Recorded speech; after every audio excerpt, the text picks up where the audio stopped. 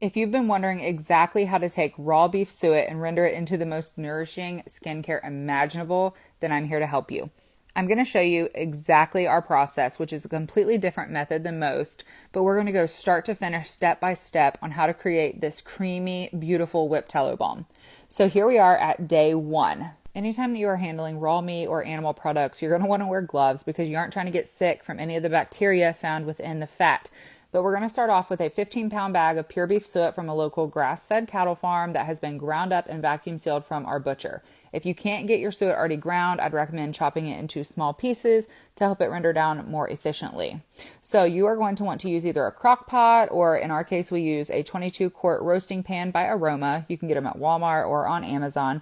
But you're going to put your suet in there into your heating source of choice, and we are doing a wet render, so you are going to be adding salt and water to help bind and remove impurities within the suet, meaning your connective tissues, any bits of meat, blood, or any other impurities that are hiding within the suet, both visible and non-visible. You are going to add about 6 cups of water, warm water at that, and we eyeball our salt. We measure with our hearts. Add some in, and then we're going to crank that thing to 175 and let it start cooking. You are going to let this cook until it has turned into this beautiful golden color and all of your fat has melted and all of the bits of meat and the other impurities have sank to the bottom within the water layer.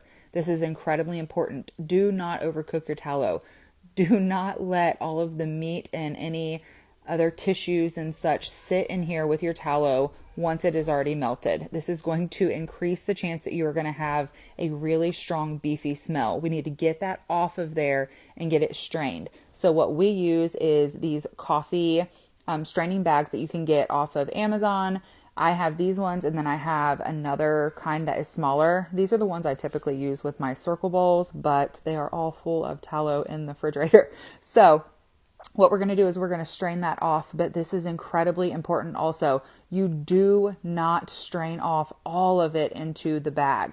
This is where we differ from every other tallow maker that I have ever seen. We do not put all of the bits of meat and tissue and all of the impurities and all of the water back into the tallow after we have strained it. This looks like a lot, but I'm going to show you guys what we do with it.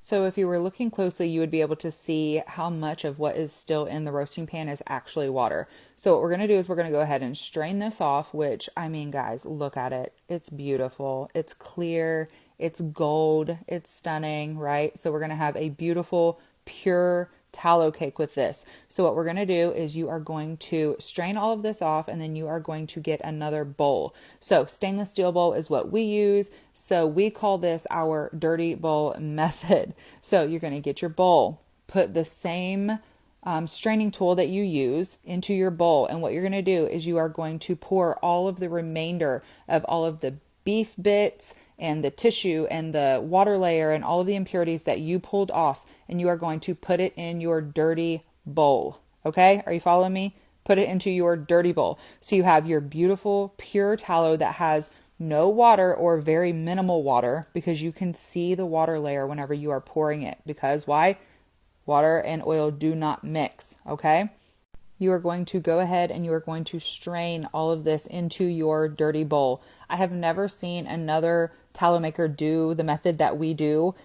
We just happened to figure this out on our own because it didn't make any sense to us why everyone was complaining about such a beefy smell, but there was nothing that could be done about it. You guys, this changes the game. Our tallow barely smells of anything after their first render. So what you're going to do is you're going to strain that all off into your dirty bowl. Then it doesn't make any sense to let all of that water and all of the things that you separated, okay, from your beautiful gold tallow to sit in there with it and let it just kind of all marinate together in one bowl and have to scrape it all off the next day. It's disgusting. Don't do that. So set that aside, and then you have your dirty bowl and your beautiful tallow cake bowl that you are going to refrigerate. But I'm going to show you with this the difference up close between the dirty bowl and our pure bowl. If you look at our pure bowl, it is going to have very, very, very minimal water. There actually isn't any water that you can visually see whenever you are up close looking at it. But look at the dirty bowl, you guys. Do you see the little area around the edge? Okay, that little area that's clear, you can see it's separated.